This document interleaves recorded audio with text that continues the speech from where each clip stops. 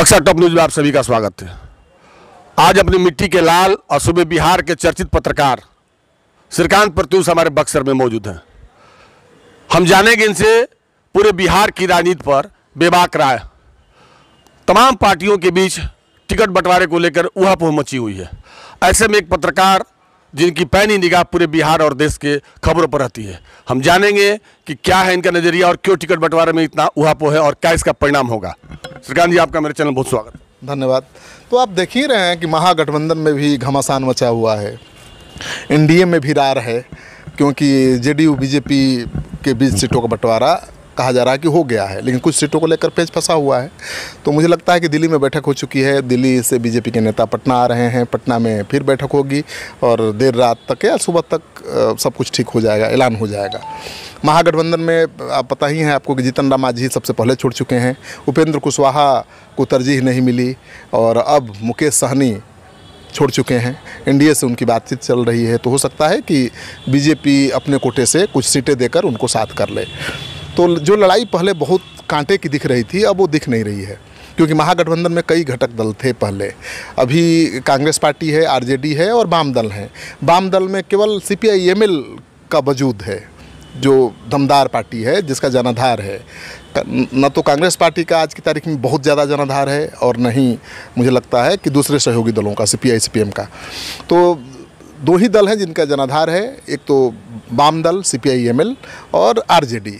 अब दोनों दल मिलकर कितना दमखम दिखा पाते हैं और एनडीए को कैसे चुनौती देते हैं, ये सबसे बड़ा सवाल है। क्योंकि चिराग पासवान ने भी एनडीए को छोड़ा है और जेडीयू के खिलाफ उम्मीदवार देंगे तो जेडीयू की चुनौती बढ़ेगी। लेकिन जब मुकेश सहनी आ जाएंगे एनडीए के साथ, तो मुझे लगता है कि फिर एनडीए की वही हालत हो जाएगी जो पहले होती थी। यानी जब चिराग पासवान एक साथ होते थे, नीतीश कुमार बीजेपी का गठजोड़ होता था, तो चिराग पासवान के बाहर जाने से जो नुकसान बीजेपी को हो सकता था, उसकी भरपाई मुकेश सहनी काफ़ी हद तक कर सकते हैं। लेकिन जेडीयू को जो नुकसान होगा चिराग पासवान के कैंडिडेट देने से जेडीयू के उम्मीदवारों के खिलाफ, उसकी भरपाई कैसे होगा ये तो आने वाला वक्त बताएगा। मेरी समझ में तो नहीं आ रहा है, नुकसान तो थोड़ा बहुत होगा। लेकिन नीतीश कुमार के अड़ियल रवैये के कारण आखिर चिराग पासवान ने इस तरह का कदम उठाया। क्या लगता है कि किस टाइप का वैचारिक मतभेद दोनों के बीच? अभी हम कैसे कहें आपकी तरह, पत्रकार ऐसे थोड़ा कहता है कि अड़ियल नीतीश के रवैये की वजह से। क्या कहता है पत्रकार ये कहता है कि नीतीश कुमार और चिराग पासवान के बीच अनबन है, और ये अनबन का कारण सबको पता है, सीटों की संख्या को लेकर। क्योंकि पहले चुनाव में नीतीश कुमार आरजेडी के साथ थे, अब बीजेपी के साथ आ गए हैं। तो चिराग पासवान जितनी सीटों पर पहले चुनाव लड़े थे उतनी सीटें नहीं मिलेंगी, स्वाभाविक है, क्योंकि अब तो जेडीयू भी आ चुका है बीजेपी के साथ। उपेंद्र कुशवाहा नहीं है, लेकिन जेडीयू उनसे बड़ा दल आ चुका है जो 100 से ज़्यादा सीटों पर हमेशा चुनाव लड़ता रहा है। और बीजेपी के साथ जब भी जेडीयू रहा है 140 सीटों पर चुनाव लड़ता रहा है, जान लीजिए। बीजेपी 100-105 सीटों पर और जेडीयू 140-41 सीटों पर। तो पहली बार तो जेडीयू 121 सीट पर, 119 सीट पर चुनाव लड़ रहा है, यानी बराबर सीटों का बंटवारा हुआ है लोकसभा चुनाव की तरह। तो मुझे लगता है कि बीजेपी को फ़ायदा ही हुआ है। पहले तो बीजेपी लड़ती थी तो नीतीश कुमार को 140 सीटें देनी पड़ती थी, अभी तो 119 ही देनी पड़ी है। तो बीजेपी को कोई नुकसान मुझे तो नहीं दिख रहा है। सीटों के मामले में नीतीश कुमार को नुकसान हुआ है, लेकिन ये गठजोड़ जरूरी इसलिए है कि अगर महागठबंधन को चुनौती देना है और अपनी सरकार फिर से बनाना है तो एकजुटता जरूरी है। क्योंकि अपने दमखम पर न तो बीजेपी सरकार बना सकती है और न ही नीतीश कुमार बना सकते हैं। और नीतीश कुमार बिहार की राजनीति में एक बैलेंसिंग फैक्टर हैं, यानी जहाँ जाएंगे उसकी सरकार बनेगी, अकेले नहीं बना सकते हैं। हाँ, जहाँ जाएंगे महागठबंधन के साथ चल जाएंगे, सरकार बन जाएगी, बनी थी पिछले चुनाव में, आपने देखा ही होगा। और अभी बीजेपी के साथ हैं तो चांस है कि यहाँ की सरकार बनेगी। लेकिन अगर अलग अलग लड़ गए, जैसा कि अभी लग रहा है कि पता नहीं सीटों का बंटवारा हो पाएगा कि नहीं हो पाएगा, मुझे लगता है कि हो जाएगा। कुछ ही सीटों पर जीत है, 1 दर्जन से कुछ ज़्यादा सीटों पर। और हर दल में होता है, जो सिटिंग उम्मीदवार है उसको हटाकर दूसरे दल को सीट देना थोड़ा मुश्किल होता है। जहाँ सिटिंग नहीं है ठीक है, समझौता हो सकता है, लेकिन जहाँ सिटिंग है एमएलए, बीजेपी अकेले जहाँ पर चुनाव जीती थी वो नहीं चाहेगी कि अपना सीट छोड़ दे, क्योंकि जेडीयू के साथ नहीं थी बीजेपी पिछले चुनाव में, अकेले थी। और अकेले भी अगर वो चुनाव जीत सकती है जिस सीट से, उस सीट को कैसे छोड़ेगी। तो इसको लेकर घमासान चल रहा है और मुझे लगता है कि आज रात तक या कल सुबह तक तस्वीर साफ हो जाएगी, आपको ज़्यादा चिंता करने की जरूरत। सीटों की जहाँ तक बात है वो तो बात आपने सही कही है, लेकिन अभी जो लॉकडाउन चला और प्रवासी मजदूरों का मुद्दा मैंने पूरे बिहार में रहा, क्या नहीं लगता कि प्रवासी मजदूरों की उपेक्षा मैंने सरकार द्वारा की गई और उसका खमियाजा सरकार को भुगतना पड़ेगा? आपने ये भी देखा होगा कि प्रवासी मजदूरों को लेकर जो फैसला नीतीश सरकार ने लिया था, ये लॉकडाउन को लेकर लिया था मुझे लगता है, और उन्होंने कहा था कि केंद्र का जो गाइडलाइन है उसका पालन हम करेंगे, और उसका किया भी। लेकिन जब ज़्यादा मजदूर बॉर्डर पर आ गए तो उनको मारा नहीं, भगाया नहीं, बुलाया, क्वारंटाइन सेंटर की स्थापना की। और मैं तो गया था, गोपालगंज ज़िले का एक क्वारंटाइन सेंटर था, उर्दू माध्यमिक विद्यालय, मुझे याद नहीं आ रहा नाम, और मैं औचक निरीक्षण करने गया था कि कुछ कमियां हो तो पकड़ूं। लेकिन वहाँ तो बारातियों का जैसे स्वागत किया जाता है वैसे सुबह पूड़ी कचौड़ी नाश्ता में। सुन लीजिए, रोजगार तो उन्होंने थोड़ा छीना, कोरोना में लॉकडाउन है, पूरा देश में रोजगार नहीं है लोगों को। आपका रोजगार नहीं घटा है? हमारा भी घटा है, लेकिन सबका घटा है। तो मजदूर रोज कमाता है, रोज खाता है, और रोजगार छिन गया तो भूखमरी की नौबत आ जाती ना, लेकिन नहीं आई ना, सबको क्वारंटाइन सेंटर में रख के खिलाया।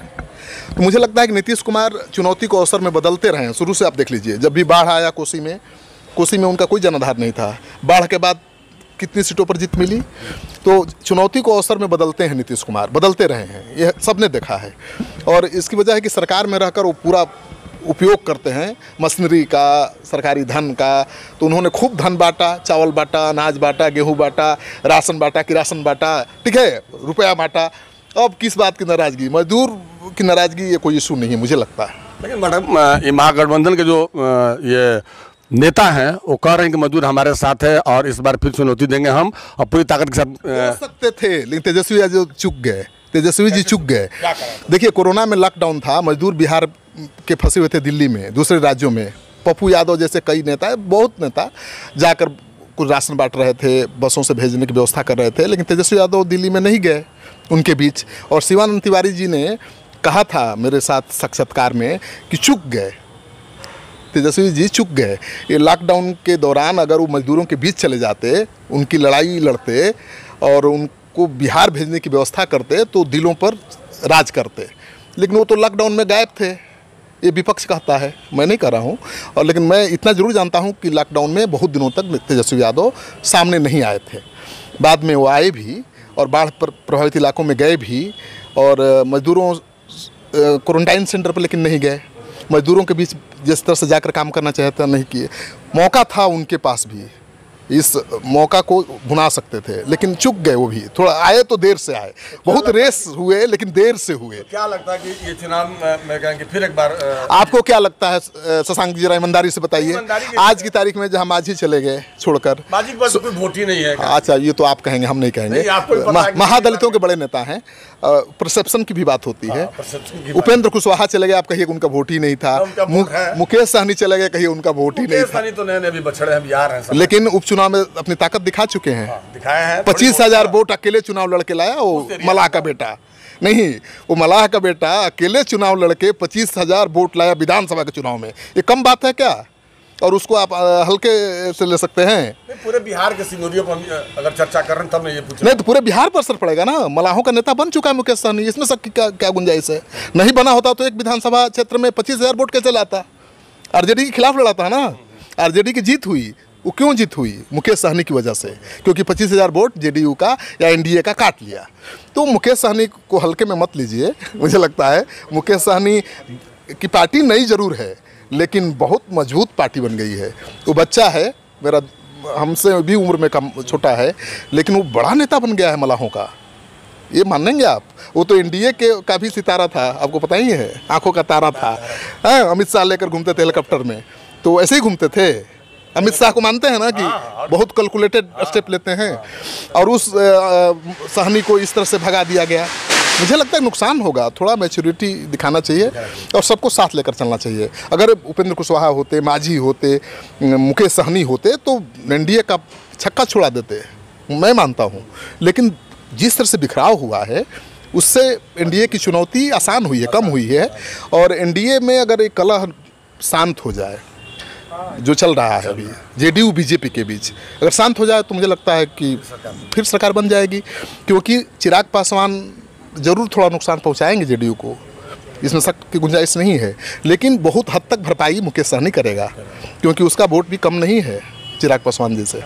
तो चिराग पासवान को भी साथ रखना चाहिए था, मुझे लगता है। सबको साथ लेकर चलते तो और ज़्यादा मजबूत होते और बड़ा मैंडेट मिलता। लेकिन अब राजनीति में होता रहता है, चिंता मत करिए। हम तो 30 साल से यही देख रहे हैं। हमने लालू जी को भी देखा है, लालू जी का स्टाइल देखा है, काम करने का तरीका देखा है, अंदाज देखा है। नीतीश जी को भी देखा है, रामविलास पासवान को भी देखा है। तीनों बड़े नेता हैं बिहार के, चौथा कोई नेता है कहाँ?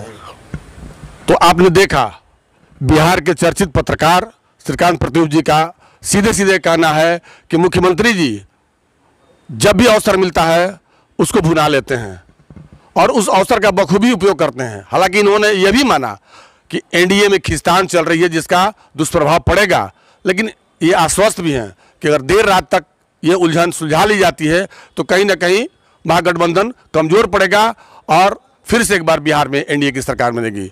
टॉप न्यूज़ के लिए बक्सर से शशांक शेखर।